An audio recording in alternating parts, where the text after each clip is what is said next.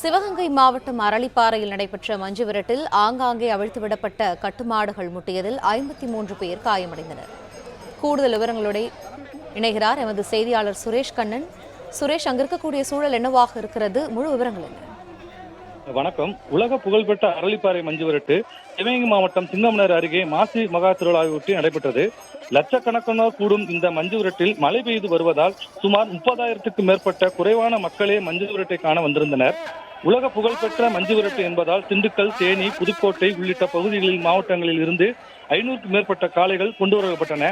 அதே நேரத்தில் ஆங்காங்கே வயல்வெளிகளில் காட்டுப்பகுதிகளிலும் நிறுத்தி வைக்கப்பட்டிருந்த 500க்கும் மேற்பட்ட காளைகள் கட்டுமாடுகளும் அவிழ்த்து விடப்பட்டன. இதில் காளைகள் முற்றியதில் பார்வையாளர்கள், மாடுபிடி வீரர்கள் என 53 பேர் காயமடைந்தனர்.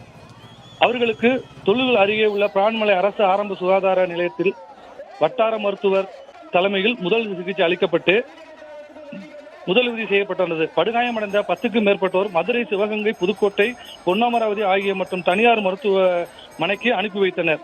இயற்கையாகவே அமைக்கப்பட்ட அரளிப்பாறையில் ஆயிரக்கணக்கானோர் மலைகளில் பொருட்படுத்தாமல் பாறைகள் அமர்ந்து மஞ்சு விரட்டை கண்டு ரசித்து வருகின்றனர். நன்றி சுரேஷ் கண்ணன், விரிவான தகவல்கள்.